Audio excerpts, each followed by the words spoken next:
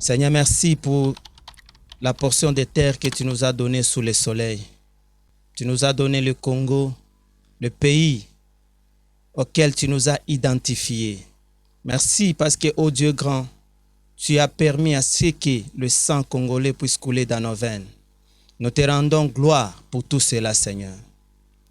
Oui, nous voulons dire ceci, le Congo est notre patrie, le Congo est notre pays. Ici, sous le soleil, c'est la portion que Dieu nous a donnée. Ainsi, nous devons savoir une chose.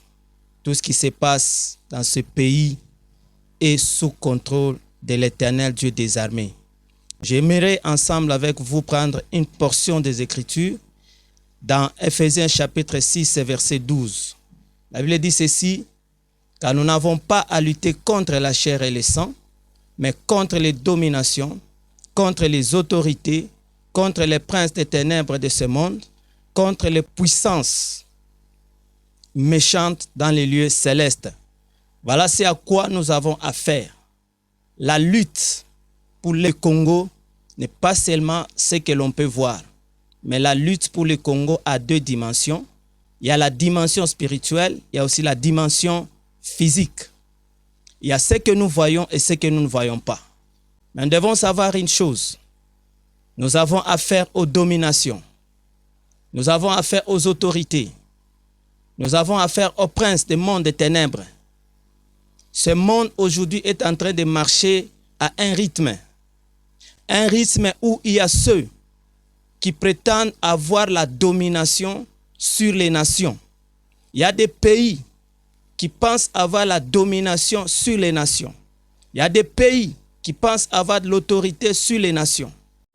Et aujourd'hui, ce qui se passe dans ce pays ne s'arrête pas seulement à ce pays qui est le Rwanda, cité par tous, mais il y a aussi au-delà du Rwanda les dominations de ce monde, les autorités de ce monde, les pays qui pour eux, on doit suivre que ce qu'eux veulent et faire que ce qu'eux veulent. Dans le passé, je vais dire ceci, vous aviez raison d'agir de cette façon, parce que c'était un temps. La Bible dit qu'il y a un temps pour tout. Il y a un temps où la nation congolaise pouvait subir vos plans, subir vos complots jusqu'au bout. Mais quant à ce temps, il y a une chose que vous devez savoir.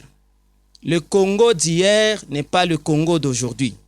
Le Congo d'hier était en train de marcher sans une couverture du Tout-Puissant, mais le Congo d'aujourd'hui est sous la couverture de Dieu. Et le Congo d'aujourd'hui, c'est Dieu qui est en train de le gérer. Voilà pourquoi nous voulons dire ceci. Les plans de domination de ce monde, les plans des autorités de ce monde, les pays, les nations qui se disent être autoritaires, qui se disent être dominantes, sachez ceci, le Congo est en train de sortir sous cette couverture de votre domination parce que Dieu est là, parce que Dieu est notre défenseur, parce que Dieu s'est levé dans ce pays. Il y a un temps où vous pouviez faire de ce pays ce que vous vouliez, vous pouviez faire dans ce pays ce que vous vouliez, mais pas maintenant, parce que Dieu est là, parce que cette affaire du Congo appartient maintenant à Dieu. Cette affaire ne se limite pas seulement aux hommes, ne se limite pas seulement aux dirigeants de ce pays, mais cette affaire est entre les mains de Dieu.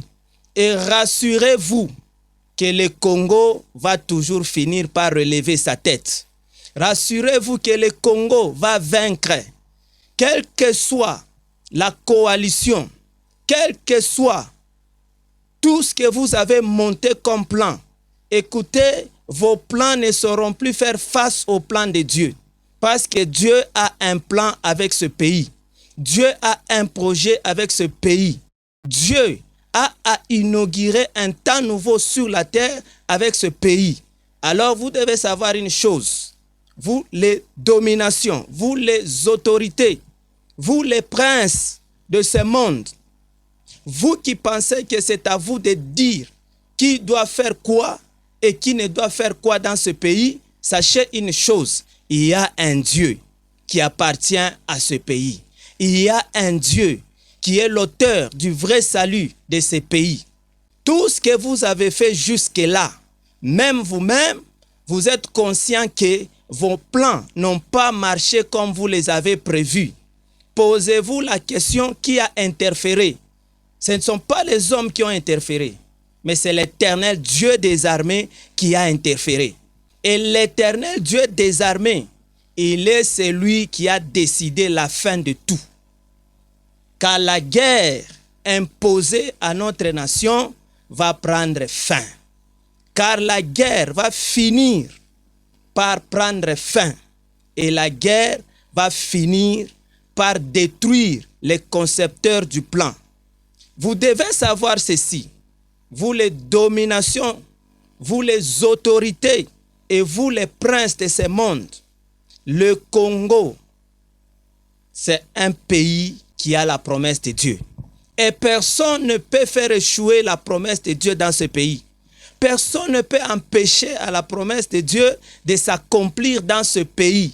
La promesse de Dieu va s'accomplir et elle va s'accomplir certainement. Car toute cette guerre, c'est parce que vous craignez ce que Dieu a prévu pour le Congo. Ce n'est pas vous qui allez empêcher le Congo de relever sa tête. Parce que la main qui soutient ce pays, c'est la main du Tout-Puissant. La main qui guide ce pays, c'est la main du Tout-Puissant. Vous êtes coalisés, c'est vrai. Vous prétendez être fort, mais regardez en arrière. Ce que vous êtes en train de subir dans vos pays ne vous disent rien. Parce que bientôt, la perturbation va encore s'accentuer chez vous. Ainsi, vous saurez qu'il y a un Dieu qui est là pour délivrer un peuple. Un peuple que vous aviez longtemps empêché de se développer, empêché d'évoluer, mais maintenant, rassurez-vous que les choses ont changé. Acceptez que le temps a changé sur la terre, parce que vous le savez bien. Vous savez que le Congo a une destinée particulière.